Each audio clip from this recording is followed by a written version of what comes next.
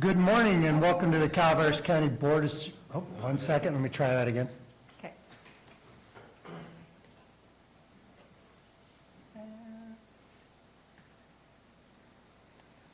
You could see them, right? Everybody's waiting in anticipation. We're good. All right. Good morning and welcome to the February 27th, 2024 Calaveras County Board of Supervisors meeting. If you're able, would you please rise for the Pledge of Allegiance?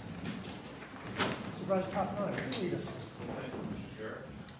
I pledge allegiance to the flag of the United States of America and to the republic for which it stands, one nation, under God, indivisible, with liberty and justice for all.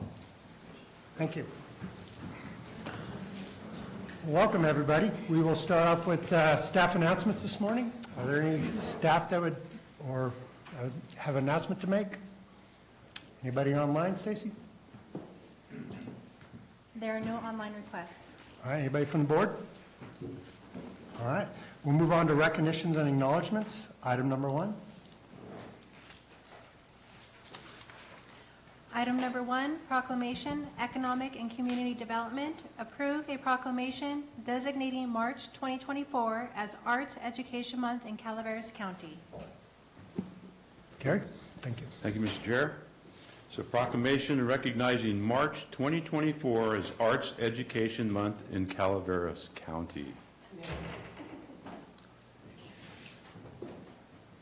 Ms. Mazzaferro. Good morning. Good morning. Good morning. Whereas March is officially recognized as California Arts Education Month by the California Department of Education, and whereas the state of California defines arts education to include courses of study and interdisciplinary learning in dance, music, theater, design, visual, written, and media arts. Boy, that's a lot. Whereas the arts are an essential part of a complete education, no matter if it happens in the home, school, or community. And whereas these experiences encourage creative learning in children and young adults. And whereas a well-rounded education should include the stimulation and creative thinking that arts help to develop. And whereas it is important that we recognize and celebrate the essential role of arts education in our schools. And whereas students of all ages benefit from the artistic learning, innovative thinking, and creativity. Is there any board comments? Staff comments? There are no None? online. We will open it up. Kathy. Good morning, and thank you. I'm always so honored to appear before you to begin with, but especially as we head into March, which is Arts Education Month, as Gary just so eloquently read. We're very fortunate here in Calaveras County to have the 5 of you, because I listen to my counterparts who have arts councils at other counties, and they don't have you. They don't have your support. They don't have your encouragement, your involvement. And so I'm very grateful that all of you have such a keen appreciation for supporting the arts, both in our schools and in our communities at large here in Calaveras County. I want to just take a minute and invite you now, anytime during the month of March, please come into our gallery at 22 North Main Street, right across the street from the Calaveras Enterprise here in town. That's our Art Spirit Show. And the gallery will be full of artwork created by our local high school students. Calaveras, Bret Harte, Mountain Oaks, homeschools are reached out to, and they have all of it. They have sculpture and clay and every kind of painting or medium. And the artwork is extraordinary. The teachers are phenomenal because they pack it all up and they bring it all over to the gallery and they install it. The middle of March, we will have a reception for the kids, and their artwork will be juried. They'll get little awards, even a little bit of cash, etc. But anytime during the month of March, please come by the gallery and see all of the spectacular student art. Thank you again for this wonderful proclamation and for recognizing the importance of the arts to the lives of everyone here in Calaveras County. Thank you, Kathy. Is there any public comments? No public comments. Okay, well, I'll bring it back to the board. Is there any online? There are no, there's no online public comments. Okay. I will bring it back to the board. I'm open for a motion. So moved, Mr. Toffenelli. Thank you, Kathy. Motion by Supervisor Stopper, Second. second by Supervisor Fallendorf. All in favor? Aye. Opposed? Passes 5-0. Therefore, be it proclaimed that the Calaveras County Board of Supervisors recognizes March 2024 as Arts Education Month in Calaveras County as a way to further strengthen the importance of the arts and share the message with friends, family, and communities. It's passed and adopted by the Board of Supervisors of the County of Calaveras, State of California, this 27th day of February 2024.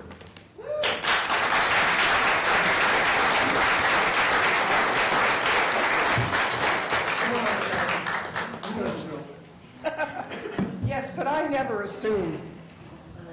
Things change too fast anymore.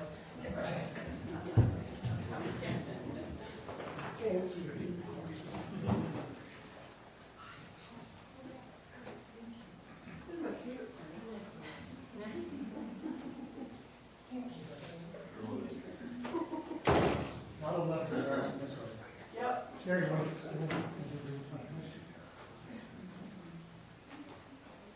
One, two, three. One, two, and again. Perfect. Thank you.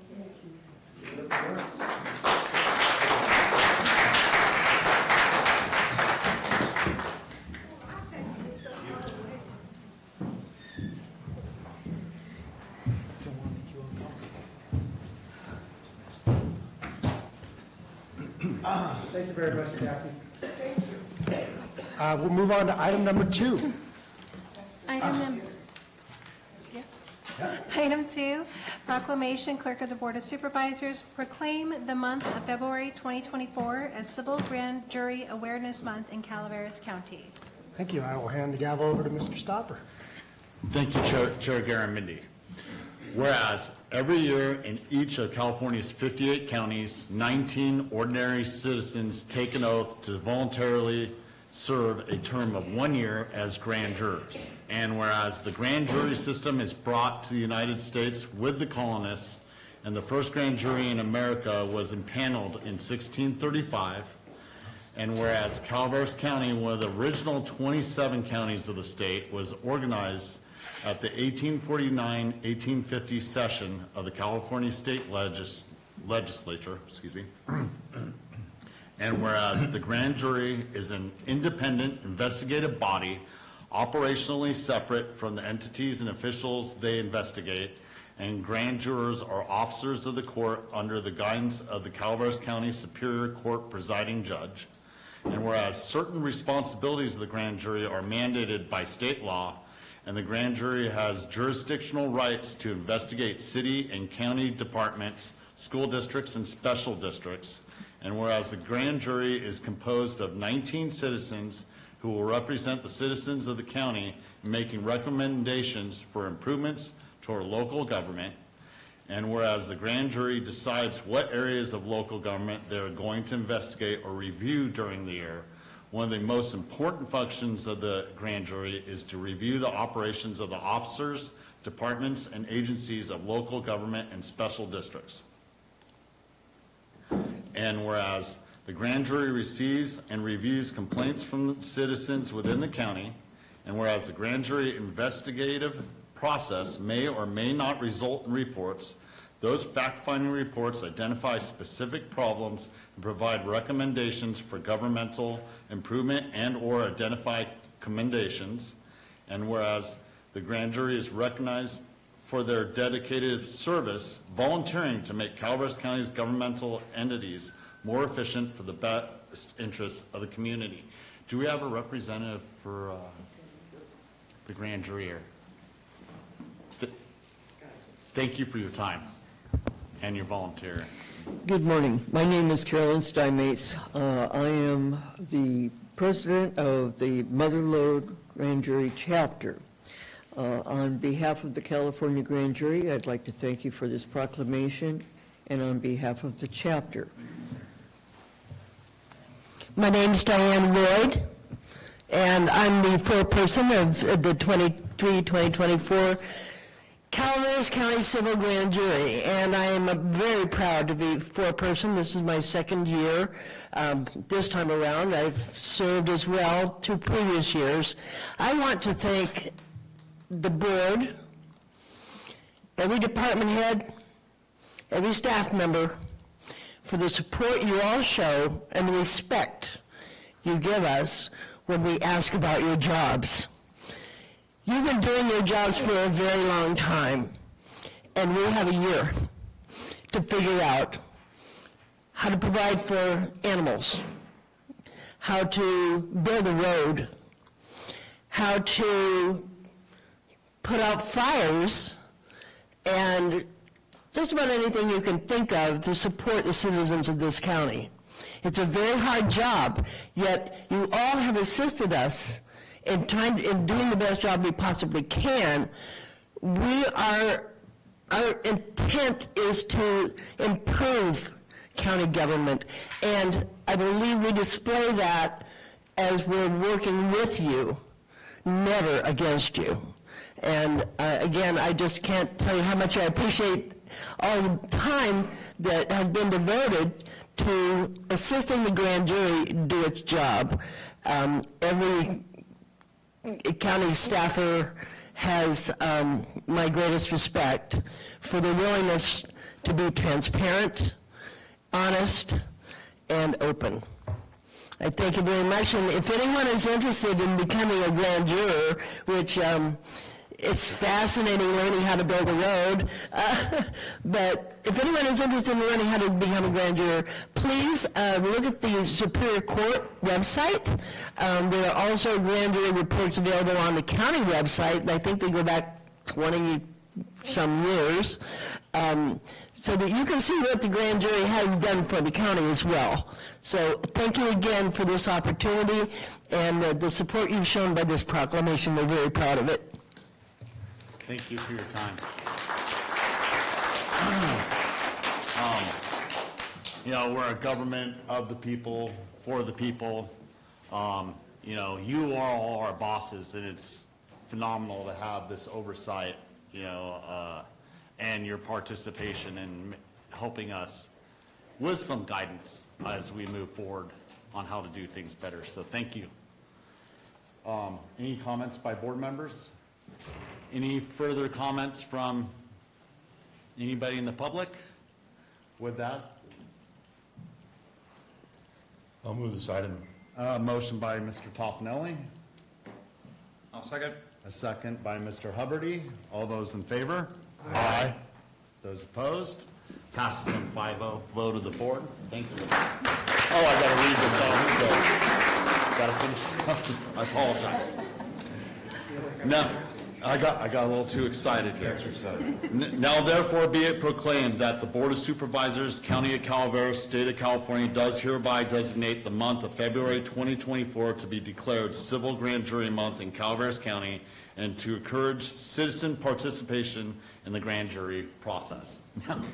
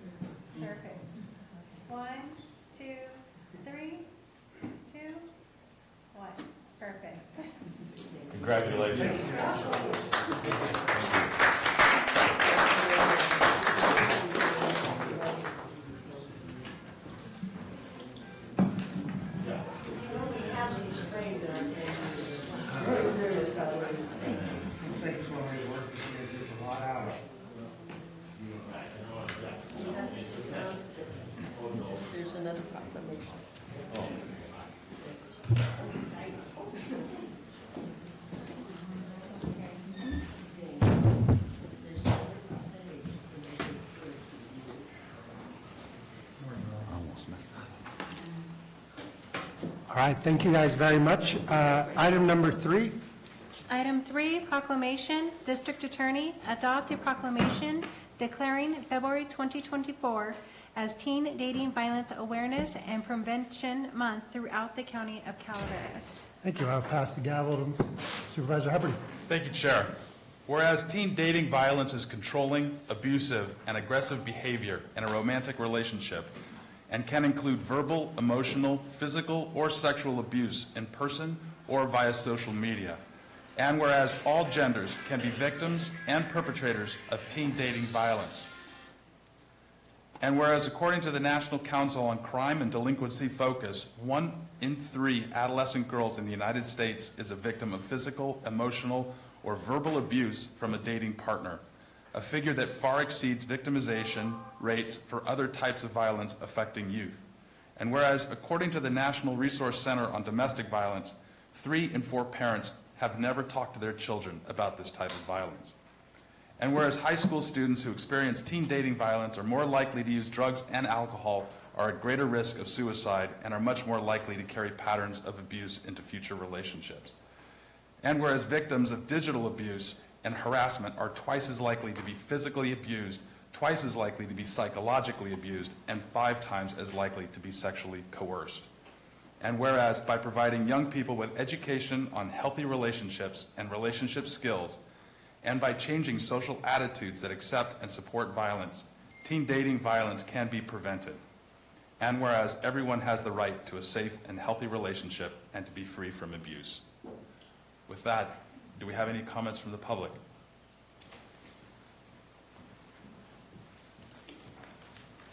Good morning, Barbara Uke, District Attorney.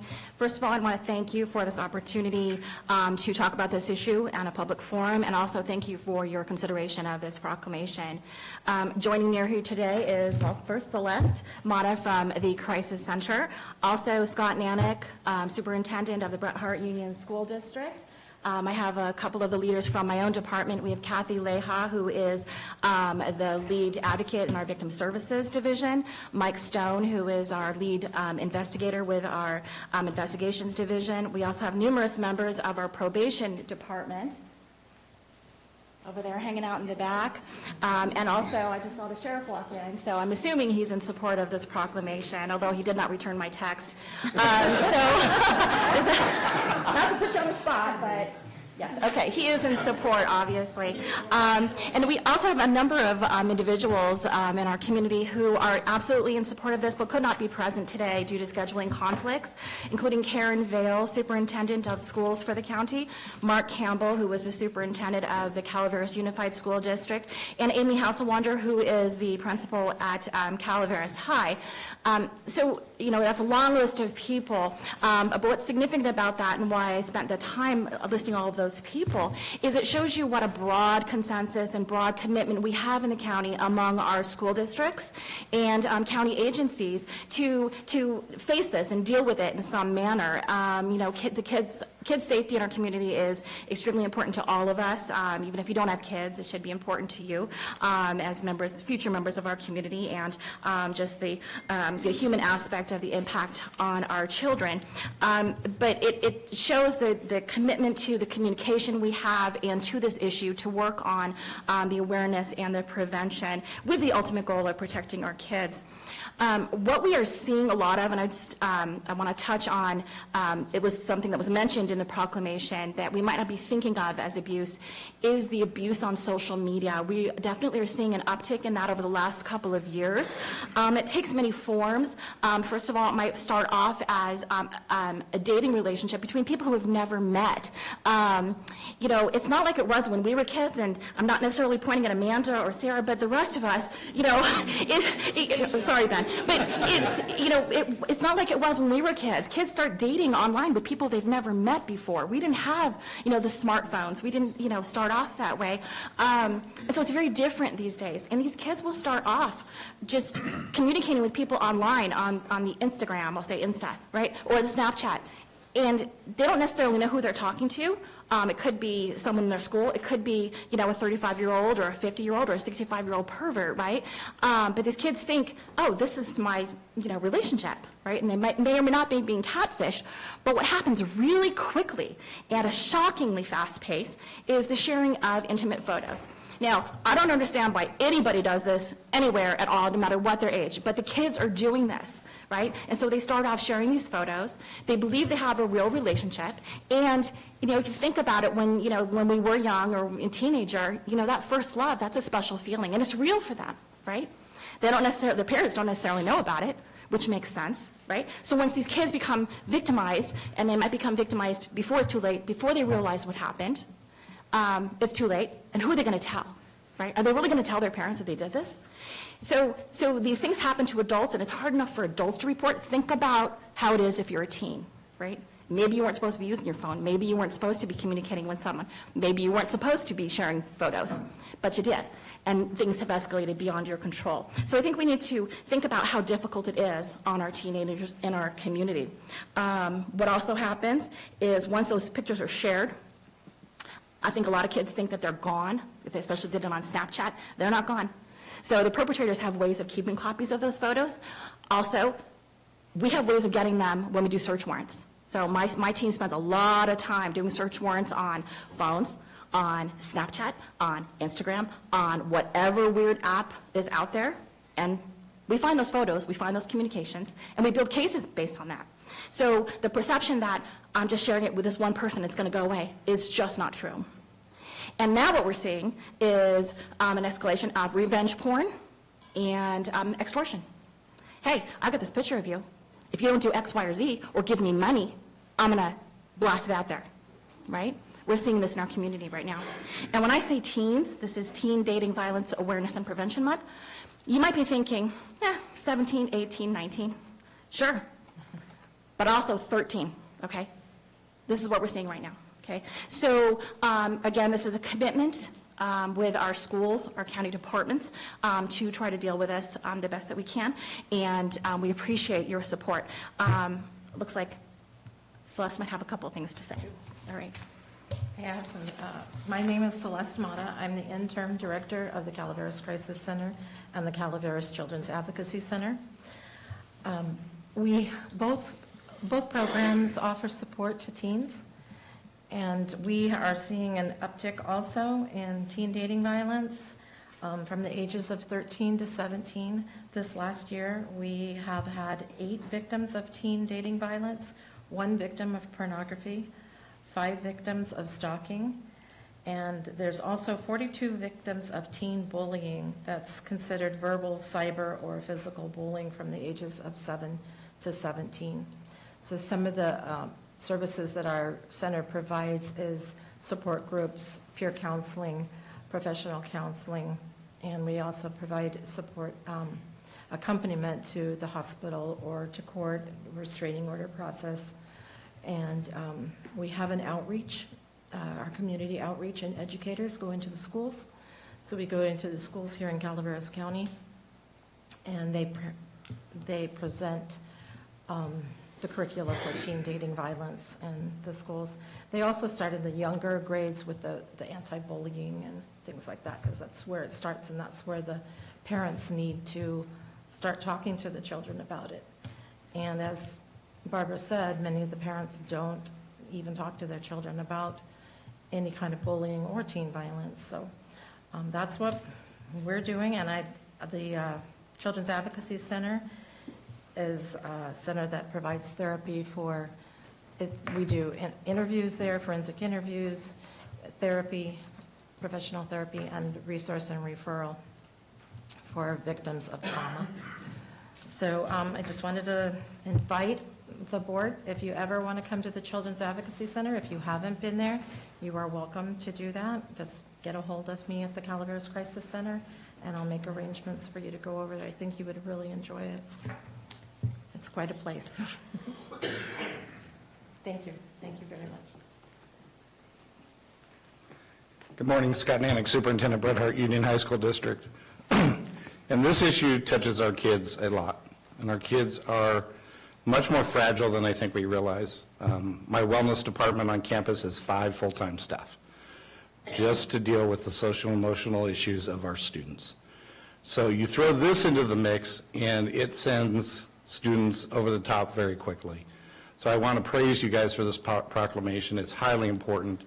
It puts the conversation out there in the public and tells kids that it's important that we talk about this information. I think I plan on getting a copy, and it'll be posted in the room where we do our sex ed for our freshmen every year. So thank you.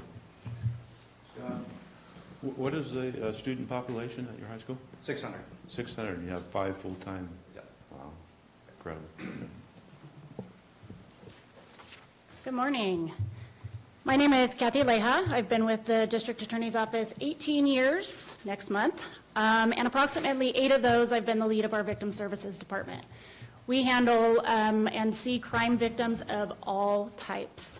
As Barbara and Celeste talked, they discussed the statistics of our nation today in our domestic violence for teens. Teen dating violence is the form of intimate partner violence that occurs between 2 people in a close relationship. There's 4 types of physical. That's our physical violence, sexual violence, psychological aggression, and stalking. But let's talk about today's culture. Today's culture, our teens are reported spending 9 hours a day on social media. With that being said, we've seen a rise in our technology-facilitated abuse. Technology-facilitated abuse is a tactic of violence such as cyber stalking and non-consensual sharing of intimate images, such as revenge porn. These are just a few ways that are used to maintain power and control over another.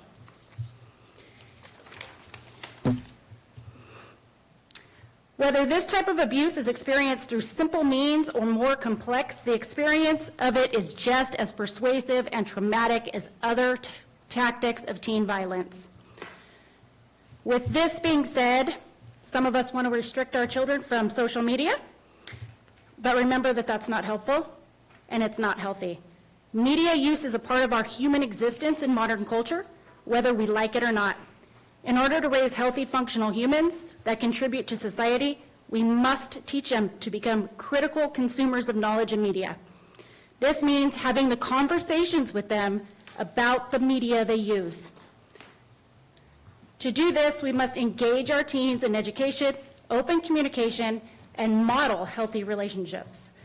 February is National Teen Dating Violence Awareness and Prevention Month. So keep in mind that although we're discussing this through the lens of our teenage relationships, dating violence is very real across all age ranges, and the same concepts apply. Let's raise awareness about teen dating violence and promote safe, healthy relationships. Thank you.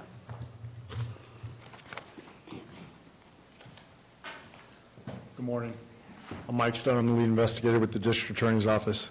And just this last year, and as recent as yesterday, I've written over 20 search warrants for cases where children, teenagers are being abused. Many of that is for social media and data, cell phones, and I've spent hours upon hours reviewing, message content between teenagers of the emotional and communication abuse, and tons of pictures and videos of the sexual and physical abuse that goes on. And in my experience, what I've seen is that these victims don't even realize that they're victims. These teenagers don't even realize what they're doing is wrong. I've spent hours tracking down victims that I've seen in social media, pictures, videos, where I've tracked them down. And when you speak to them, they don't even realize that they're victims. And so we need to build awareness of what is going on and make them aware that what they're doing is not okay. But at the same time, let them know that we're there to help them, we're there to support them and listen to them. We need to, just explain to them what they can do and how to be smart online, and how these things don't necessarily go away. So we need to invest in our youth. I don't believe there's any better investment that we can make. Thank you.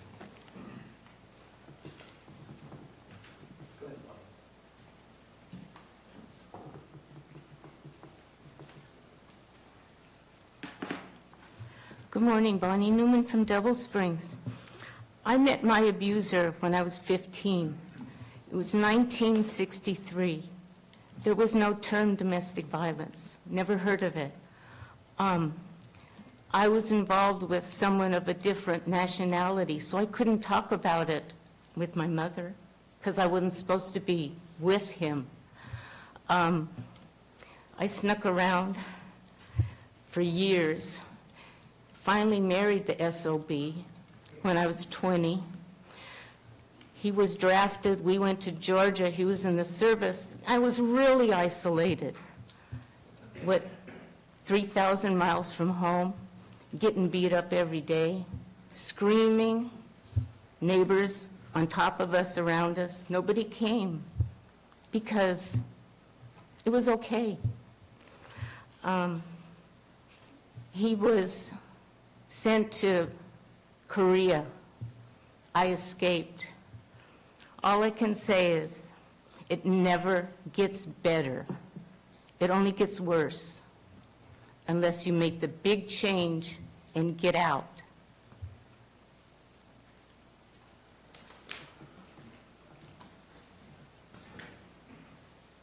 Good morning, board members. Sheriff DiBasilio, how's everybody doing today?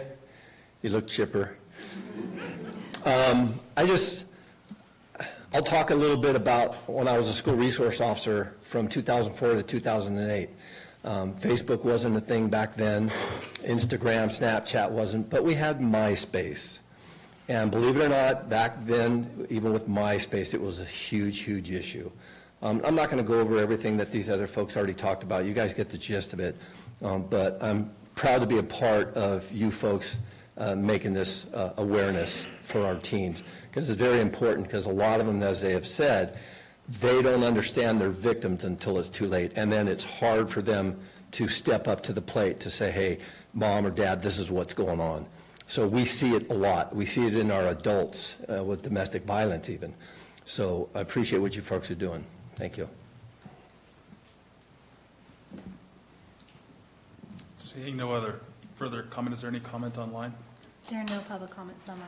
Thank you. I'll bring it back to the board. If I may.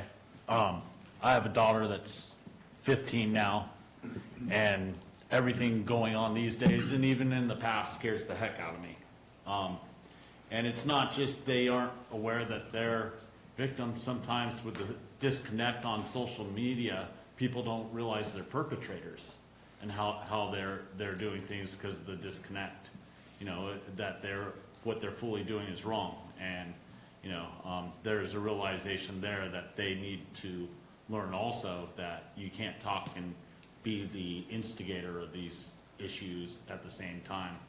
And that's a conversation we have with our kids, you know, because we've been on the receiving end, you know, and I've heard her talk on social media, and I tell her, look, that's not a good way to talk to people, and that can be considered, you know, a bad thing also. So just with that, I just want to say that, you know,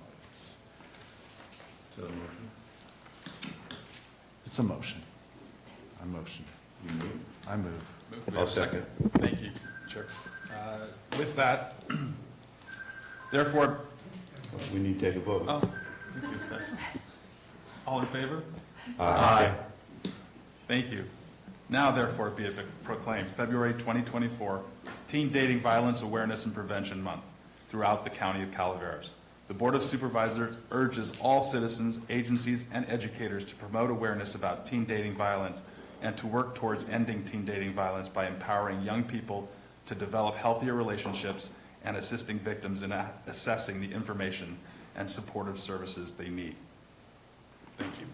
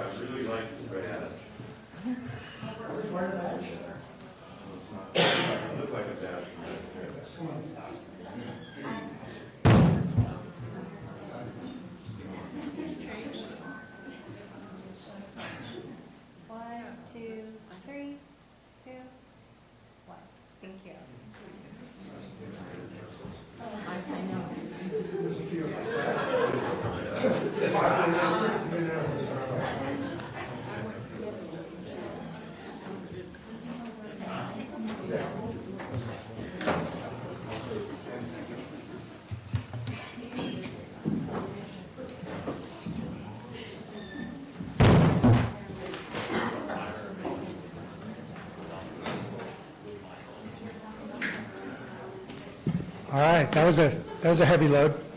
But thank you for everybody sticking with us through the recognitions and acknowledgements. We're going to move on to public comment.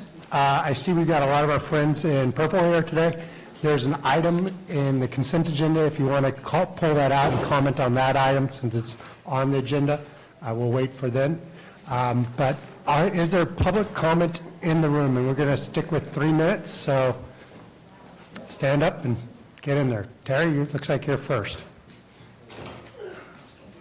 Thank you. This has been an incredibly inspiring morning to think of the phenomenal people that are a part of our community.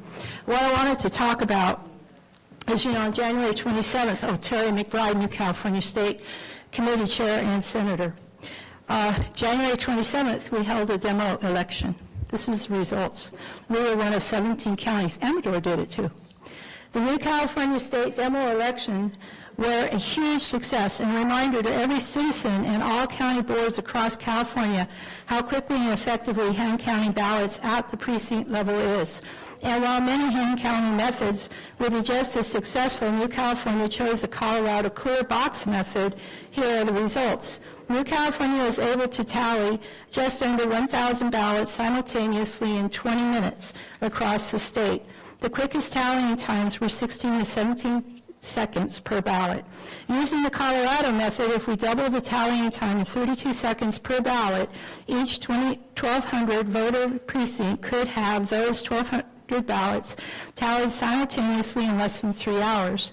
After the last voter has cast their vote and the entire state's results will be posted on election night, in other words, same-day results. We're kind of missing one, aren't we? Citizens showed the NCS's tallying method was more efficient than the tallying process they remembered before the machines were implemented. And with clear ballot boxes and an observation and tallying method, the voters experienced a completely transparent election from start to finish. No part of the election process was hidden from the voters. All California state county boards need to recognize that the elections belong to the citizens, not county officials, and certainly not state or federal entities.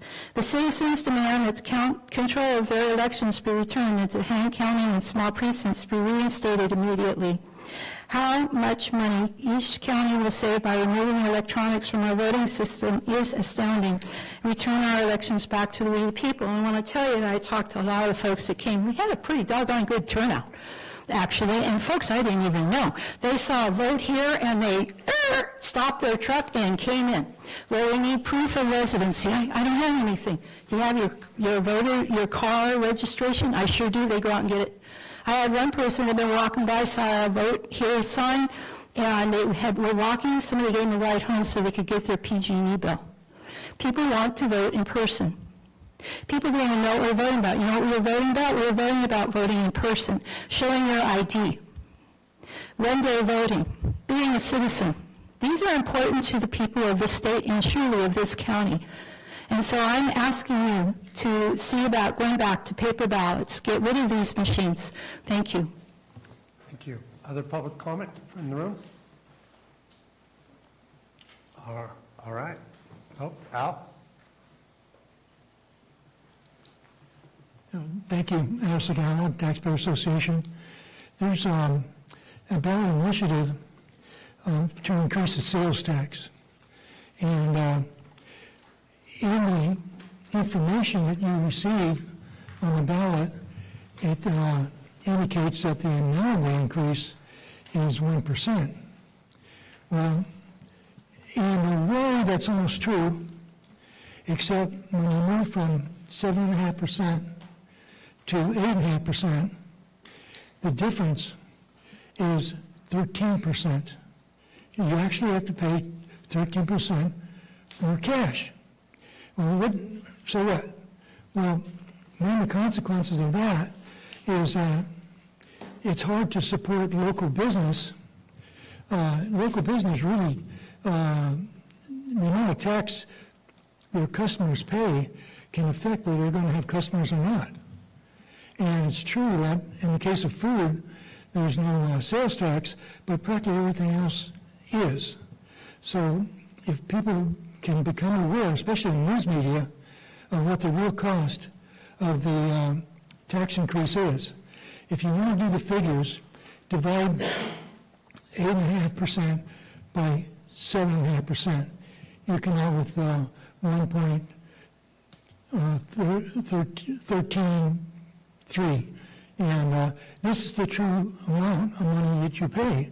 If you bought it, say, a $10,000 item, you're going to pay $130 more if you buy in this county.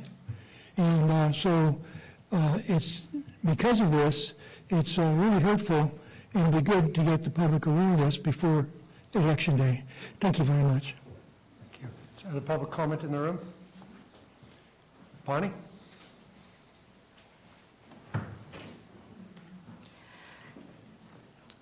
Bonnie Newman from Double Springs. 20 years ago, I'm not going to talk about a contract. I'm going to talk about the union that failed.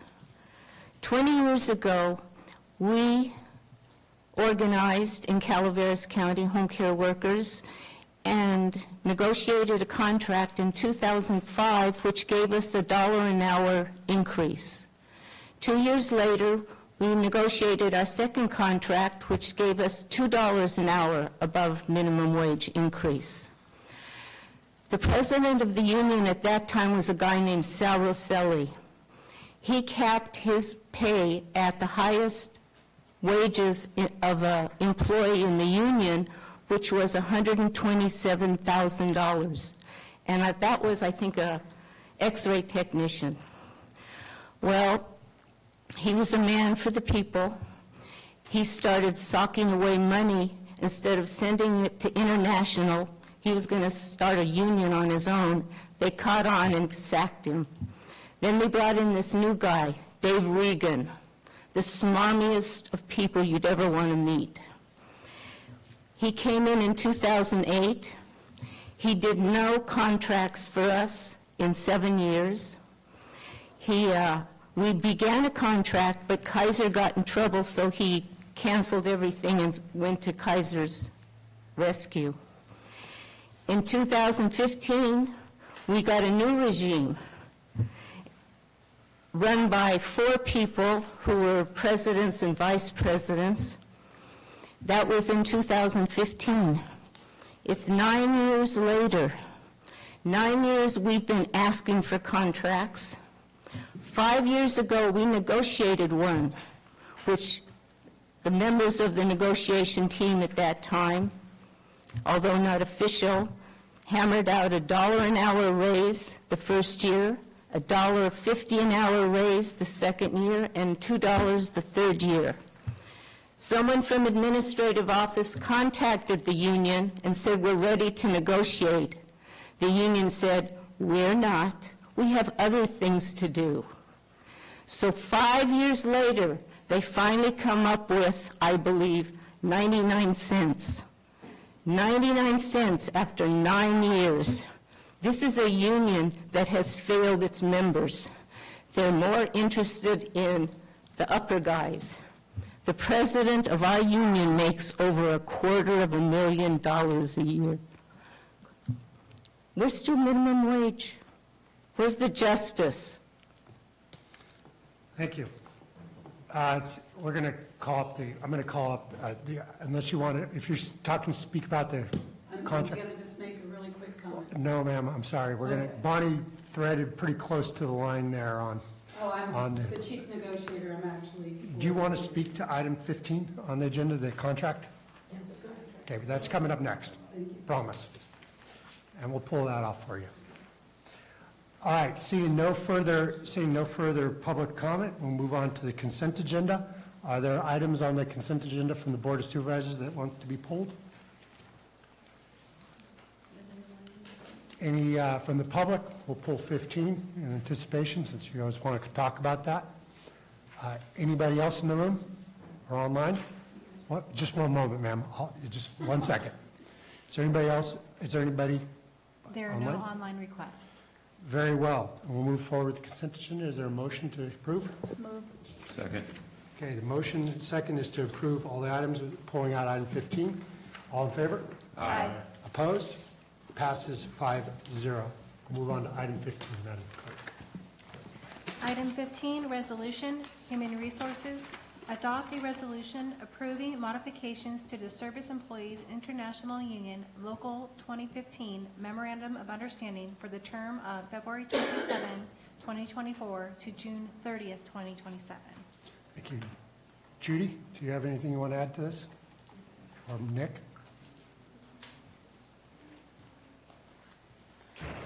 Good morning, Board. Nick Marvin, Senior HR Analyst with the Human Resources Division here for Calaveras County, and we were planning on pulling it as well. Just wanted to pull it for discussion for the union to come up and have their chance to speak as well. I would just like to take this opportunity to thank SEIU 2015 for the collaboration with the negotiations, as well as the Board for all of your help with this, and the bargaining team from HHSA. With that, I would like to move on to... Thank you. I believe Sean wants to come up and speak, so yes. We'll move this to public comment. Sean, if you could, I'm going to ask one quick question to the board, just to come on up. Are there any questions from the board before we move to public comment? Shauna? Hi, my name is Sean Pagano. I'm actually the chief negotiator of SEIU 2015 lead organizer. We know this is a long time coming. This has been a very expired contract. I do respect Bonnie, and I respect her point of view. I speak for SEIU. And we are very happy for this partnership. This has been an expired contract with UHW. This is SEIU 2015. We are the largest union in the nation. We've made that top now. This year we're recognized as that. We feel that this is a partnership going forward. Is it 99 cents above minimum wage? Yes. These are care providers, and they're care providers that take care of their loved ones and care providers that take care of your loved ones. We feel that we're satisfied because of the fact that this is a partnership going forward. SEIU is proud of the partnership with the county going forward. We know this is a step in the very first contract for SEIU 2015. Myself, my bargaining team, who is present, they're very proud of their accomplishment. They look forward in being more present in this county, and they look forward to a partnership going forward. And as the economy goes, hey, who knows? But we are happy to be a partner now with Calaveras County. And I want to thank Nick for working with us. And, we look forward to the future. We're very hopeful, and we appreciate this. Thank you. Thank you. We appreciate the work that all your members do. Are there other comments? Anybody else? You guys all showed up. Bonnie, you got 3 minutes. Pardon? You have 3 minutes. Thank you. What I wanted to say was, I'm not mad at anybody in this room here. I understand their limitations. What I'm mostly concerned about is the years of promises and the direction that this union might be heading in. We have absorbed an agenda that was shoved down our throats. It's called a justice agenda. For the past 9 years, instead of focusing on updating expired contracts, the union has been trying to change the world. Immigration, housing, the environment, all worthy things, but where has the home care worker been? We've been forking over our peon dues for 9 years to a union that's barely stepping up. You're right, it's a start, but I'm so disappointed. I quit paying dues about 5 years ago when the wages of the president went up to $240,000 a year. I couldn't stomach it. I've been on the negotiating team.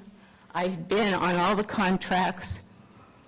And suddenly, I couldn't do it anymore. It wasn't the union, yay, I'm going to be a union person.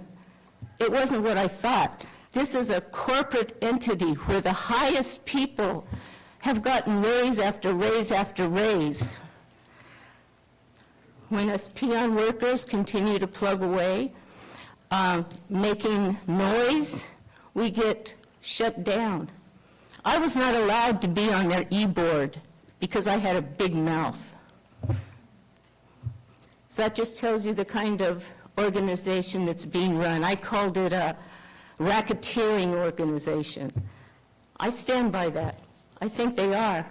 I think they do exploit the little people for their own benefit. Thank you for your time. Bonnie. Other public comment? Sir? You have 3 minutes. Thank you. First off, I'd like to thank my negotiating team. It was definitely an experience getting to know some of you and the negotiating the Board of Supervisors a little bit. I thank you for your patience and working with us. A couple months ago, I came up here, spoke for the first time publicly about me and my son and the path that we're on. And from what I understand, that touched everybody in the room, and I appreciate that. Appreciate the hard work that you all do, both for the county and for our union, and I'm looking forward to the next few years of work and seeing where we end up. And thank you. Thank you. Thank you. All right, seeing no further public comment, I'll bring it back to the board. Supervisor Stopper? This is definitely a different type of negotiation than we're used to. The state controls what we can do, but then we make a vote on it. So they set forth certain things we can and can't do, and it's outside the normal scope of what we're used to working on. That said, stay organized, stay on top of it. Continue year to year, and you continue to benefit yourself in the best way as you move forward. You all deserve more than you get, and for your type of service. And I wish it was within our power to do more for you. But thank you for getting organized and getting it done. Now we could have taken the first step towards benefiting you more as you move forward. With that, I have a motion. Supervisor Hubbard? I'll second. We have a motion, a second. I want to echo Supervisor Stopper's comments that I'm glad that we got this done. It's a long time coming. I think I speak on behalf of the board. We value what you do, and we understand it in our community and the important role it plays in keeping our community whole. And thank you very much for the work. I'm glad we were able to get this done. We have a motion and a second. There are further comments from the board? I'll call the vote. All in favor? Aye. Opposed? Passes 5-0. Thank you guys very much.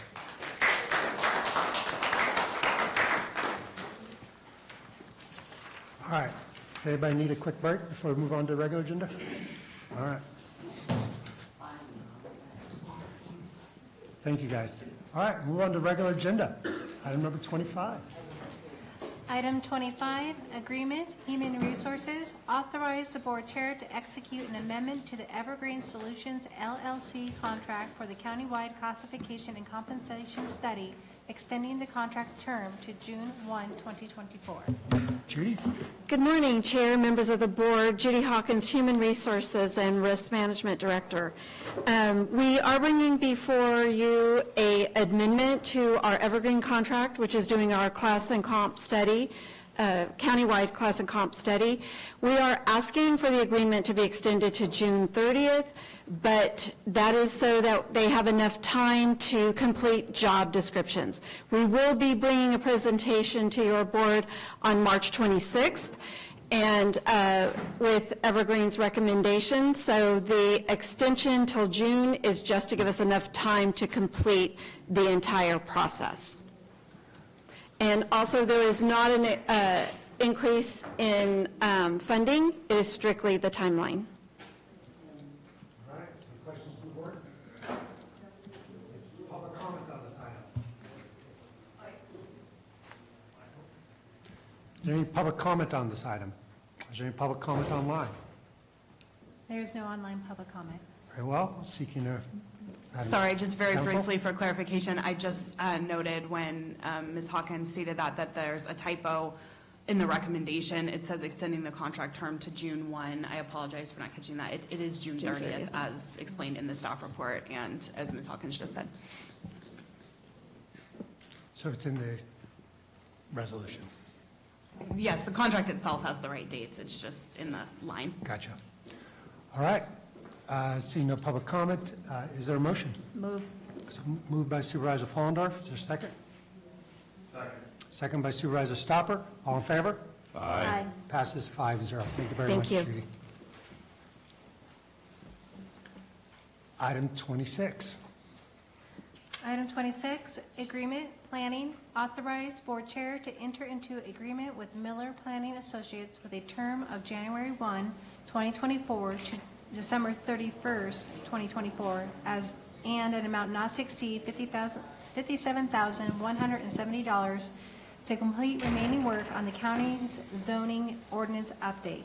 Receive brief progress update from the planning department. Thank you very much. Gabriel, is this your item? 26? Walk right in the room and right up to the podium. Right on time. Yes, it is. So what we have today is just to request some additional time to complete the zoning code update. When we came to you in 2022 or so, we anticipated a 2-year process. During deliberations, we decided it was going to be 1 year because we thought we were going to get the job done. But once the Planning Commission actually got into this, and with having meetings on Wednesdays and Thursdays, we are just about at a point where we've gone a little bit beyond the midway point. And as you could see from the memo attached by Gina, who is the planner in charge of the zoning code update, she actually identifies what we have accomplished. There is no additional funds being requested. I think there's about $57,000 left on the contract. The only thing is the contract expired at the end of 2023, so this extension allows us to carry the work forward. Questions from the board? Mr. President Follendorf. Just to clarify, it's already been budgeted, so there's no additional funds that are being proposed? Absolutely, It's just yes. timeline like the last one? It's just a timeline. It's a timeline issue. Okay. Other questions, Supervisor Toffenali? Is this going to be enough time? Are we going to get this thing to the Planning Commission this year and then to the board? Because it just keeps dragging on and dragging on. I know the amount's not increasing, but yeah. You're right. This is almost 2 years now that we're going and we're asking for an extension. Right.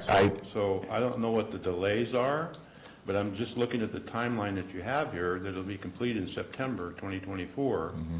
So hopefully by then we can get it to the Planning Commission and then to the board. Absolutely. So that's going to work. You're not going to come in September and tell us we need more time, right? Well, I want to get it done right. Yes. I want to make sure everything is covered in it. Absolutely. But still, the timeline just seems to be dragging on. So. Well, I think based on what we've done and what needs to be done, we should have it done by September. No later than that. And there is not going to be any extensions for additional funds because we are working within the budget itself. It's just that when we got into the deliberations, it became very, very, very lengthy, and our planning commission is very diligent.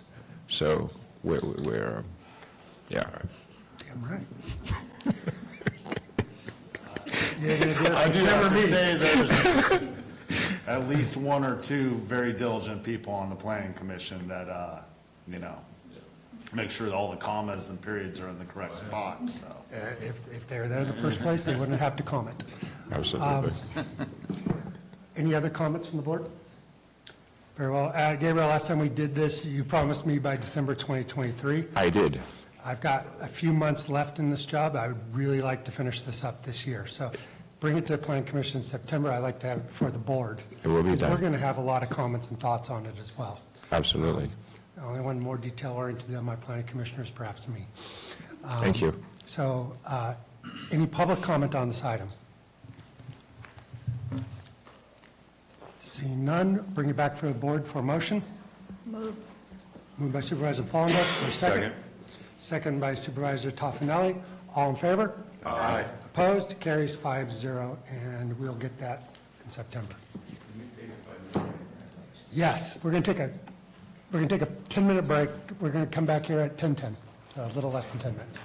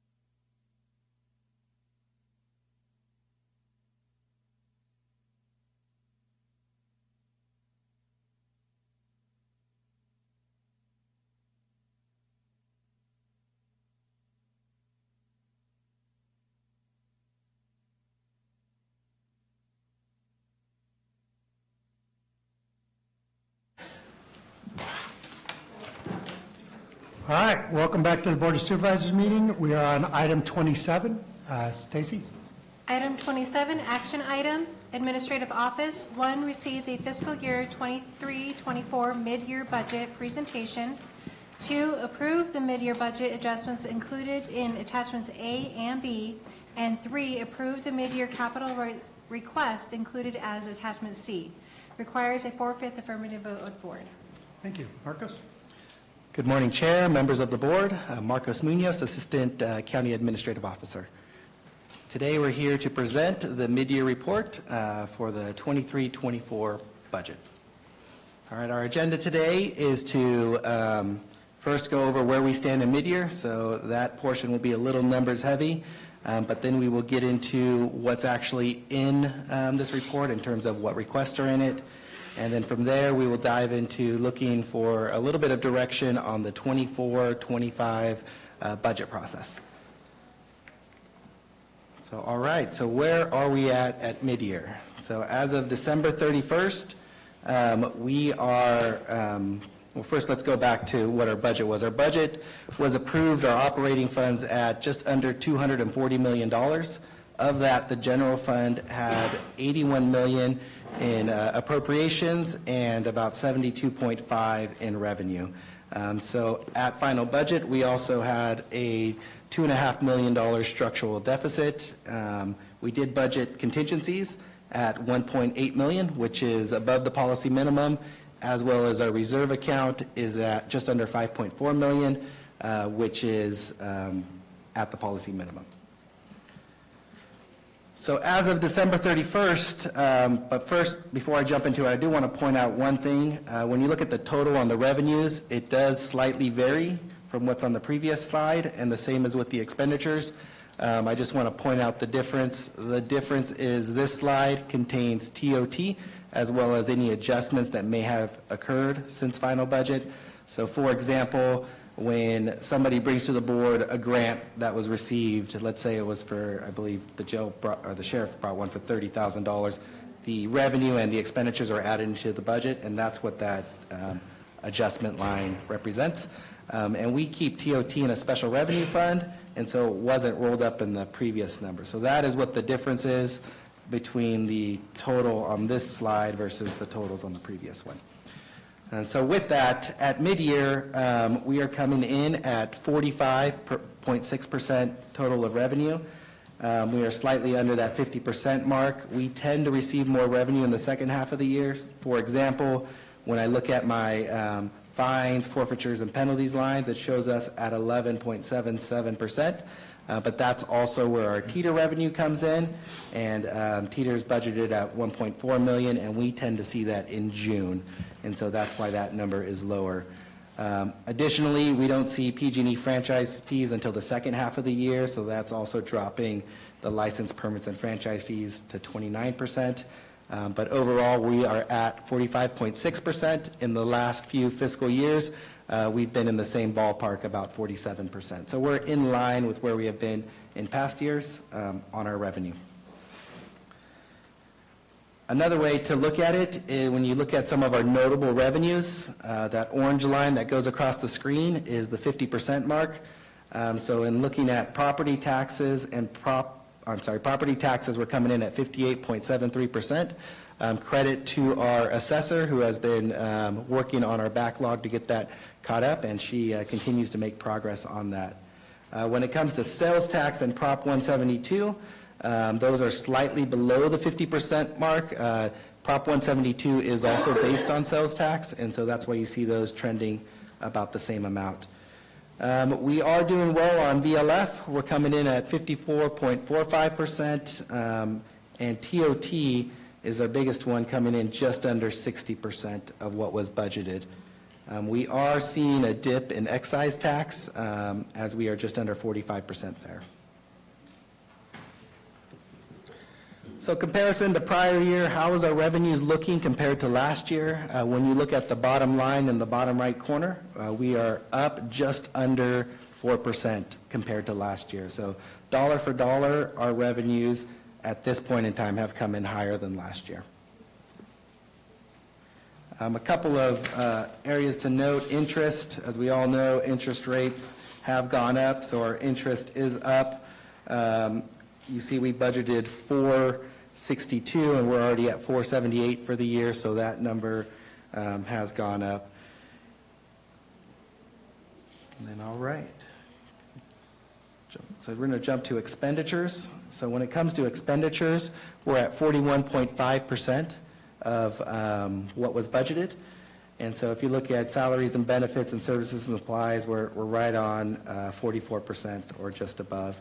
And our capital assets, we have spent 58.64, and that's important because we don't like to carry over capital assets to the next year, so we continue to push to get all those capital assets ordered and in. In comparing to last year, how are we doing? We're up 2.38%. We did give COLAs this year, and so that's contributing to part of that increase. Also, step progression increases to why salaries and benefits is going up. Services and supplies is up. It looks like it's up 11% over last year. It doesn't look like it. It is up 10.96%. Overall, we did see increases in our services and supplies when we budgeted. Due to inflation and other factors, we also added $1 million towards the McKay's grant in this budget. That went under services and supplies, and so that contributes to that 11% increase. Overall, when you look at the numbers compared to last year, we are up less than 1%. So what does this mean for mid-year? The takeaways from it are TOT and property tax are performing better than anticipated. However, our sales tax, our Prop 172, are underperforming, and excise tax is also underperforming. And I'm working with Doug, our building official, on the excise tax to see if we can figure out how to turn that back around to get it to where we need it to be. Expenditures are also are not at that 50%, they're at 41.5%, and so they're holding flat compared to last year. But the good news is when you compare the total dollar amount of expenditures and revenue, we are sitting flat. There's a difference of less than $20,000, and on an $81 million budget, that is virtually flat. So what is in mid-year budget? What are the requests? So when it comes to positions, the district attorney has requested a reclassification from a district attorney investigator to a chief district attorney investigator. That reclassification will come with a price tag of roughly $30,000 in the first year. And that is, the reason for the request is to satisfy post requirements. Recently, the DA's office went through an audit, and it was part of the finding was that their district attorneys need to report to a post-certified individual, and this is a chief. In order to meet that, we're looking to add the chief. The district attorney did also request a salary adjustment to the district attorney investigators. Administration at this time is not recommending that. With the class and comps survey coming back in a few weeks, we are not recommending that until we see the results of those. And so the top section we did put in mid-year budget. The bottom section is not in there, but I wanted to be transparent and let you know what else was requested. And that's all for the personnel. Outside of personnel, we're going to jump into the capital asset requests that are in mid-year budget. So the district attorney is requesting a copy machine. Their current lease expired in December of 2023. Administration looked at the cost of purchasing versus the cost of leasing. We determined it's about even, and so we are recommending to move forward with the request of purchasing a copy machine. Elections is looking to reduce their appropriations they had in the budget, as well as the next three, facilities, sheriffs, and OES, are asking to shift appropriations in their budget to purchase. For facilities, it's a dump trailer. For the sheriff's office, it is equipment, and for OES, it is ballistics equipment. So Just to recap, the DA is requesting an increase of $13,000, elections is reducing, and the other three are shifting appropriations in the capital assets. When I move over to non-general fund, integrated waste is requesting the purchase of a tire derimmer. Our vendor is no longer taking tires from the public with rims on it, and so the derimmer will allow us to remove the rims in order for our vendors to remove the tires from our facilities. And then public access TV is looking at utilizing PEG capital equipment fees in order to purchase and upgrade studio equipment. And moving into CIP adjustments, the assessor is going through a remodel. After we've received all the quotes and worked with the architects, there is an increase of $30,000 to that remodel. As well as in the jail, this is mostly administrative cleanup. When we shifted from one year to the next, there was some miscommunication with where we were exactly on that, and we shorted the amount we needed in there. Additionally, part of that $70,000 includes a $6,600 change order that we had as well. And then the airport, when we switched from the airport manager from our previous one to our current one, we missed the CIP project in the budget, so we are requesting at mid-year to add the CIP project expenditures along with the revenue to the budget. And then we have a mid-year CIP request for roads and public works. We are looking to increase the wagon trail funding to $21,942,000. And then we also are adding guardrails, additional funding to the guardrails upgrades, and then we are increasing also the Valley Springs school safety improvements. In addition, we're also requesting a new request, and that's the Oberns Ferry Road guardrail.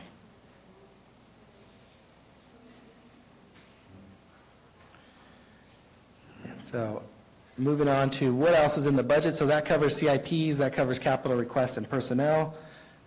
We also have a few other things that are listed in this budget. Back in, I believe it was the fall, we bargained with a couple of unions regarding the incentive pay. Well, all of those adjustments related to that are in this budget. We needed to make sure the money was going to the correct places. As well as there were two individuals that, for timing reasons, they were in one union, transferred to another, and they were missed, and so those two individuals were added into this budget as well. And then I'm not going to go through all of them, but I'm just going to highlight some of the requests that are in the budget. We have, and I'm just trying to catch up to my notes. We are increasing interest, as we saw on the previous slide. We've already exceeded our budgeted amount for interest, so we increased it by $100,000, which is very conservative. We also, which I'm going to ask for directions in a few slides here, we're reducing the project costs of the winter storms that occurred by $1.9 million. So as we have it in this budget, we have it returning to capital. Again, I'll be asking for a little more direction on that in a few slides here. On the next slide, the library has received a grant of just under $58,000, so mid-year contains the revenue and the expenditures associated with that. Animal Service is asking for a draw at mid-year in the amount of $84,000, and that's to cover extra hire costs, an increase in overtime, and increase in vet costs. As we go through it, we've also, one thing to note, I want to point out the building department here. The building department is putting a reduction in their revenue, a sizable reduction of $763,000. They are offsetting that with their building special revenue fund of just under $500,000, and they're also, from vacant positions, have salary savings of another $200,000 that are helping to offset that reduction. And then planning department also, they had a grant in here that the revenue was received in the prior year, and so we had to take that out. They did reduce expenditures as well, but it still resulted in a net draw of $56,000. In the non-general fund area, we do have a couple of things as well. We have PATVs requesting $23,000. Again, that's using those PEG fees. We also have a deposit into the PG&E settlement fund of $103,000, and that's coming back from the fairgrounds and their project. And then we have mental health, and just to point out, this mental health this year is the first year they've started a new billing process with the state, whereas before they were reimbursed as soon as they sent claims up, they would get reimbursed within a month. Now it's a different process. Now they send everything up, including the match, and have to wait for the state to review it, and that new process in this year is taking much longer than anticipated. And so they are backfilling their revenue with special revenue funds until this whole process gets sorted out and the money comes back more timely. They are not losing any money, it's just being held for a longer time at the state level. And the same is happening with substance abuse as well. Those have gone up significantly, actually. The billing amounts, yes, have gone up with the new mandates. It's just now they're trying to audit it before they send it back, before they would send it back and audit. Yes, correct. And then the road department also has some increases in their budget, as well as one thing I do want to point out, the RIM set aside. So the board approved a few years back $2.25 million to be placed in a reserve account for Wagon Trail Phase 2. So in mid-year budget, we are reserving that amount so that it is visible in the budget. So if you're to look at the budget, you can clearly identify that's what it was reserved for. So we are making that adjustment because right now when you look at the budget, it's not clear that's reserved. And so that is also in the budget that we're just reserving that amount. And so those are the requests that are in mid-year budget. We did touch on a couple of things that I will be looking for direction on the next slide, and that is, oops, two more. Let me go through this. I'm sorry, I jumped ahead there. And so for next year, we are starting the budget process. We are distributing instructions on March 1st. And then we will start to meet with departments beginning in April. And right now we have budget hearings scheduled for the second week in June, with final coming back in September with technical adjustments. Things to note, our structural deficit after mid-year remains at $2.5 million. So with the request that we just mentioned in the budget, there is no increase to the structural deficit. All increases in expenditures were also balanced out with revenues that either went up or expenditures that were decreased. We are still seeing an economy that is uncertain. We are still seeing inflation in our economy. We do have bargained MOU increases as well as a class and comp study, and those are considerations that we are taking into account as we move into the 24-25 budget. And so I'm here today, I'm presenting the mid-year adjustments as well as looking for approval on those adjustments. I'm also looking for any direction towards the 24-25 recommended budget. Two specific things that I am looking for direction on are the PG&E settlement contingencies and the disaster funding. So the disaster funding, as I mentioned in the previous slide, is we have $1.9 million coming back currently in mid-year budget because we had to put it somewhere. We have it returning to capital, but I'm looking to see if the board has any other direction for that 1.9. Just options off of the top of my head are it can go back to capital. It can go into a disaster account where we cash flow if we are to see any other disasters in this county. But there are, the board could direct any other option. Those are just a couple off the top of my head that I can think of. Additionally, I'm looking for the PG&E settlement money. So we, the board, authorized through December 31st of 2023 the expenditures related to the settlement funding. As of right now, with the reimbursement of the $103,000, there's $1.3 sitting there. This is separate from the $1 million that is set aside for audit related to that account. And I have the same questions that I do with the disaster funding. We can leave it in the PG&E account, we can move it to capital, we can move it into a disaster, or we can utilize it for something else. I'm looking for direction on how we should move with those two items. All right. Let's go to questions. I'm sorry, Marcus, did you have more? The following one is just the acknowledgement slide. I just want to thank the Board of Supervisors and the auditors, IT, the CEO staff, as well as Human Resources and all the departments and their fiscal staff that participated in this. So, thank you. Supervisor Stopper, you got your light on first? I'll just start with a few small things. First of all, thank the staff and everyone for the work we've gotten to this point. You know, the reduction in structural deficit's significant. You know, it's been a thing ever since I got on this board. It's something for us to work on, and within the last year and a half, 2 years, you know, we've seen that difference. And I appreciate all the good work, top to bottom, that it took to get us there, because it takes some innovative thinking. That said, you know, I'm all for the DA getting the $13,000 copy machine. One thought about that, you know, working with other entities, is those things can be problematic.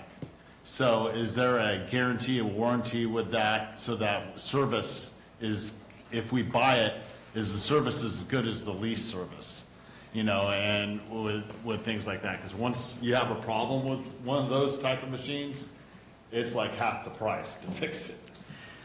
So we do have, so once we buy the machine, it is our machine. When we lease it, so there's two different ways. I dealt with all of the copy machines when I was at Health and Human Services, and I became quite familiar with them. So the way it works is, when you lease a machine, they're building in the cost over a 5-year period. And the reason why they build it over a 5-year period, they call that the obsolescence date. So after 5 years, they stop making parts for that machine, so that you're forced to replace it. When you purchase it, there are still those parts on the market, and so I have seen you can tend to get about 7 years out of it. However, you do run the risk, if it does break down before that 5 years, that you're looking to replace it sooner. That is a possibility. In my experience, in the 7 years I was at Health and Human Services, I believe there was only one machine we replaced in less than 5 years, but we replaced several others, and they all seemed to last longer than that 5-year period. Makes sense to me. Thank you, Marcos. I have a lot more, but I'll let the... Supervisor Hubbard? Yes, thank you. I just wanted to ask regarding the structural deficit. I mean, your opinion on that mid-year. I mean, can we take some of these settlement funds and disaster funding to bring that down? We could, yes. So right now, and of course, we're early, we still have 4 months left in the year. We could take that disaster fund and we can budget it towards the structural deficit, but because it's one-time money, it's only affecting it right now. It's not going to affect it in the next year. So we typically like to look for ongoing funding so that it has truly reduced it in an ongoing manner. But yes, it could be applied to it in this year to reduce it for this year. And thank you. And the second question, I forgot to ask this of you earlier. What happens to the contingencies at the end of the year? So the contingencies, they roll back into the general fund, and we typically, because we have to budget contingencies year after year, we'll put it back into the budget. Essentially roll over to next year's contingencies. And have we had any expenditures in the contingency? There was one, and I believe it came right after final budget, and it was a $17,000, and it was through the animal shelter. So at final budget, we rolled their grant over, but because we rolled it in the general fund, we had to roll it back. And that did come at a board item. I want to say it was the first meeting in October, or it was real close to final budget. So, and that is, I think on one of my slides here, You listed it, yeah. I listed 17, looking for contingencies, 1789,020, and that, from the very first slide, there's a slight difference where I had it at 1.808, so. Thank you, Marco. I want to break this conversation into two parts. Yes. The one is dealing with this year's mid-year budget, and then seeking advice, you're seeking advice for next year's budget. Correct. So let's deal with the first item first. Other questions from the board? Supervisor Stopper, you had more? No, let Mr. Toffenelli. Supervisor Toffenelli? Yeah, on the integrated waste management, the purchase of a tire derimmer, Yes. what other costs are going to be associated with that? Do we have to train somebody to run it, more than one person to run it? Do we have to give them an upgrade because now they use it, so they're going to want more money for it? I mean, there's more than just this associated with it that we're dealing with once we purchase it, not only next year, but going into this year. Do we have those costs spread out? I do not have the cost of the maintenance, because yes, there will be maintenance. We will have to, it will be a new piece of equipment that we have that we will have to train the staff on. It is not anticipated that they will need an increase for using the equipment. It's, but there are going to be maintenance costs. I do not have the maintenance cost of the machine. Okay. I'd be interested to see that sometime coming in June, what associated with it. I understand we need it because we can't just leave the rims on anymore. So. Is there, I don't see the other side of it. Is there revenue from the rims now, since they're separated from the tires, and they're metal, aluminum, whatever they are? Is that something that can be purchased by an outside agency? We can look at recycling those, I know, or selling those. I know currently we don't receive revenue. We pay to have the tires hauled, but they stopped that a few months ago because they said they would no longer take them with rims. So. The other question I have is about the jail and the HVAC. This HVAC system, since the jail's been built, we've had issues with all kinds of things, and one of it was this. And at one time in the laundry department, we were going to have the contractor repair because we kept burning up motors on the exhaust fans. Has that been taken care of? That's all taken care of. So the HVACs now, we're past warranties on those, that they were an issue. Now we're looking to, at the cost of $70,000, repair them, replace some of them. What is it that we're looking at doing here? Yes. So this was initially budgeted in last fiscal year as a CIP project. And this is where the initial vendor, and I'm going to try and explain this as best I can. The initial vendor, when we had them put in, had proprietary software. So whenever we had an issue, we had to reach out to that vendor. So part of this upgrade was getting rid of that proprietary software upgrade so we can actually start fixing them because they were always down. And so it rolled over into this year, and during that rollover period, when we were working with the Sheriff's Department, we missed the, we assumed something was paid for, but it wasn't in last year, and so we had to put it in this year because we missed those appropriations. We re-encumbered the amount. Okay. So. Thank you. That's all the questions I have right now. Thank you. I have a couple quick questions. One on the cannabis taxes, excise tax, and the other one is on the weed abatement that I saw up there. Didn't we budget for weed abatement in last year's budget? Is this an increase of $50,000 or is this the same? This, I believe, is an increase of $50,000 to the weed abatement. And how much was in our original budget? I don't know. I can get back to you on that one. I don't have that. Mark's there. Mark, do you know? Sorry? Do you know what we put in the original weed abatement budget last year, for this year? We actually did not include it for this year at the preliminary budget, so I brought it in as part of the year process. So we missed it. It was, sorry. Yeah, come on up, Mark. Sorry, it was overlooked as part of the preliminary budget process. We didn't have the specifics on the amounts that we would need for the chemicals for the program. We were still working on collecting that at preliminary budget, so we included it at the mid-year. our machine working? Are we going to be able to do it this year? We actually just picked up our new rig from the vendor about 2 weeks ago. The chemicals were delivered yesterday. Our staff is being trained this week for the spray application for the new rig, and so we're going to send out a press release probably in the next couple weeks. All right. Thank you. Second one is on our excise tax, which is considerably down. Any Yes, explanation? our excise tax is currently at 44%. We budgeted 3.2. At this rate, we're trending for 2.8. We've had a couple of permits drop off. We've seen some regulations at the state change, which essentially the greenhouses are now considered exterior, which reduces the tax level on them. And then we've also seen some permits actually reduce their size of their canopies, which also has impacted the amount. So no one item is driving it down. It's just been numerous things that have hit that have driven that down. And you think it's going to come back up in the spring? We are watching it closely. Doug and I are working on it and watching it closely. Thank you. We'll take the first item first, which is the budget for this year. Is there any public comment on this item? Any online? There are no online public comments. All right, I'll bring it back to the board. We are here to approve mid-year budget adjustments as presented by staff. Any questions, comments, or motion? The RIM set aside.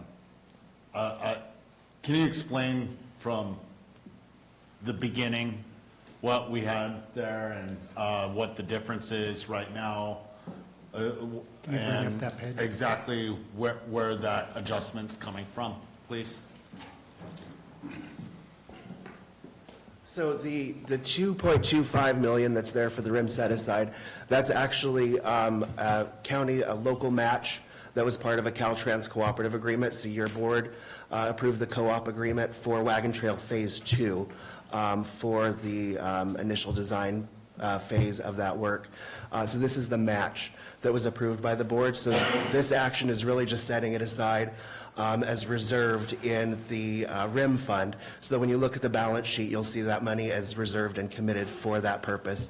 So it's not just, included in the general fund balance, but it's just called out as reserved for that purpose.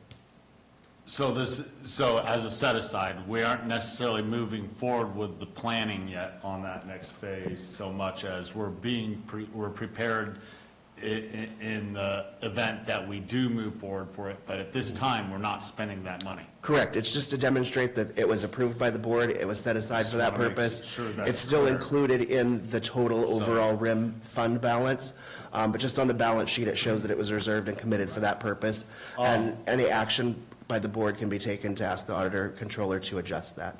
I can completely understand that. So with that said, we're not necessarily encumbering that money towards the project this time. They would most likely move forward in the subsequent fiscal year. Correct. I just want Yeah. to make sure. Yeah, that's the there's case. no intent to expend any of those funds this year. No, not until we're there. Right. Can you pull up the slide that had the Wagon Trail totals on there as part of this action, this motion that we're contemplating right now? That one. I want to be clear on all that. So increase of 21,942,109. I think that's increase two, not increase up. So the majority of that funding is SHOP funding. And I'm going to be perfectly honest, I have, as many have, struggled with the county's budgeting system for the number of years that we've been using it. I did put in the SHOP funding. It did not save in that system. So the SHOP funding actually included a proposed budget was zero. So this adjustment, the majority of that is to include the original 10 million of SHOP that we had, and then the 14 million that was recently approved by the CTC and Caltrans. But then, of course, that $10 million had less prior year's expenditures, so it was like 7. I can look up the exact numbers for you. Thank you for the clarity. Yeah. It's a book move. Right, yeah, no, it's. Yeah, it did not save in the budget system, the shop funding during the preliminary budget, but we had other budget appropriations in that budget unit, so we didn't feel like it was necessary to, do an emergency item or anything. We just adjusted it as part of mid-year. Other questions or a motion to approve the budget as presented by staff for mid-year? Someone's got to make a motion. I'll move. Moved by Supervisor Follendorf. Second. Second by Supervisor Toffenelli. All in favor? Aye. Opposed? Carries 5-0. Let's go into second phase, which was recommendations, some direction for next year. Okay, we got to figure out, try to get some direction for PG&E funding, which includes the 103 coming back in. Correct. Disaster. And so currently we have 1.3, I believe it's just above 1.3 million in contingencies, and we have 1 million in a set-aside in that PG&E account. We are recommending to keep the audit set-aside of $1 million in that account, and then I'm looking for direction on the remaining, whether that's keep it in a PG&E account or to move it elsewhere. And let's be clear, we're giving direction for what we'll talk about in June. Correct, yes. So it'll come back in June. Everybody's got their lights on. We'll go district order. Supervisor Toffenelli, you can lead off. I would like to see that stay in a separate OES or disaster fund, because every time we have a disaster, we're having to take it from other funds, either RIM or wherever that we're taking it from. At least if we set this aside, we've got it set aside for that specifically, and we don't have to attach any other funds or even go into contingencies to pull something out to address a disaster immediately. It's set aside, so that's my opinion. District 3? Three. You're 3. Good. I'm 4. Sorry. Sorry about that. Pardon? 3. You tried to motivate. I just wanted to ask, I want to clarify that you're saying take both the contingency from the PG&E settlement and the disaster funding to The create. 1.3 plus the 103. The 103 is included in the 1.3, Okay, so. so the 1.3. Got it. That was the question. Yeah. Plus. Thank you. Supervisor Follendorf? I agree with Gay. I think it's not a matter of if, it's going to be a matter of when. I think for years the county has had to pull from other funding mechanisms within and end up handcuffing on other projects or other needs. And I think this is a moment where the county can actually put an investment into that and then start something down the line where we have something where we're able to recover ourselves or get that cash flow going until other money start to come in for those disasters, whether it be a fire or other all-hazard disasters that happen. And it just shouldn't just be, we've had flooding in the last couple of years, we've had a lot of things that have hit us. Supervisor Stopper? Full agreement with all my fellow supervisors. Just to add that, when we borrowed from other funds, sometimes, with the amount of time we have to wait for this money to come back on certain types of disasters and the paperwork that goes into it, sometimes that ties up that money when it might be needed for something else that it's meant for, and this will help us navigate any bumps in the road when it comes to that also, and protects us moving forward. I think it's the right decision. And also when it comes to the structural deficit that was brought up by Mr. Hubbard earlier, that's a good point, but at the same time, our structural deficit is exactly that. It's not a deficit. And typically, even when it was outrageously $9 million plus, it would end up being a wash at the end of the year with other savings and other things going on. So, but we've tightened it up now and cleaned a lot of that up, so that could be a very real deficit in the future. But at this time, it's not putting us in a position where I think it's best serves us in the disaster fund. I concur with all of you. Geez, how many disasters have we had? It's kind of like we might as well, instead of acting surprised, save for that day and have that so we can cash flow. Because that's, otherwise, to your guys' point, we're just crippling other organizations to pay Peter. So it seems like, is that direction you're seeking, Marcos? Yes, thank you. Are there other items that you're seeking direction on?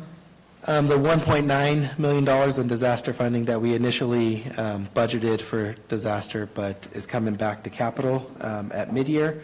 I just want to make sure, do you want it coming back to capital, or did you want it going somewhere else? This is for me to the, put in next year. does this include the $1 million you set aside for audit? No, so this is separate of PG&E, the disaster funding. So based on the winter storms, we budgeted just over $2.5 million. And of that, the cost did not come that high, and so 1.9 is actually coming back from the budget. We put it in so in mid-year, it's showing as going back to capital because that's where it was coming out of.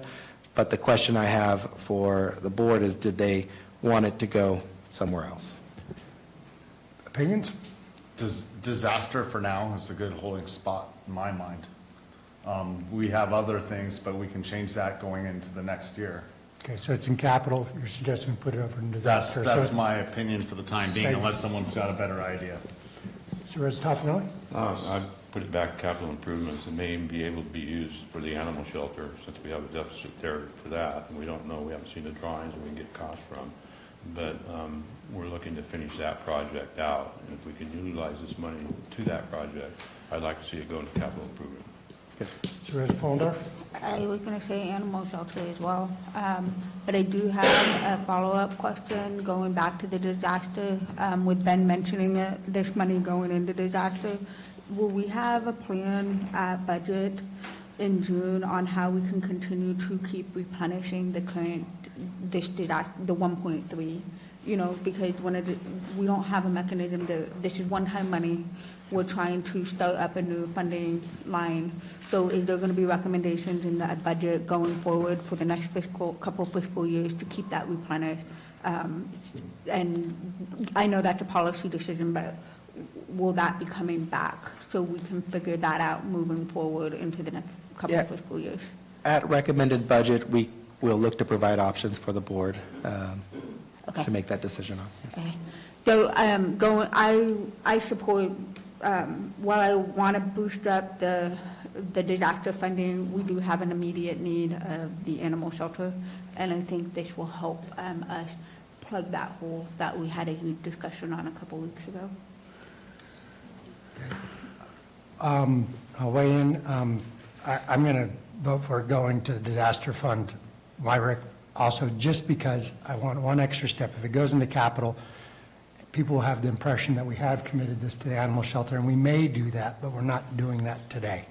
I want to be clear. We're giving you direction for mid-year planning. Yes.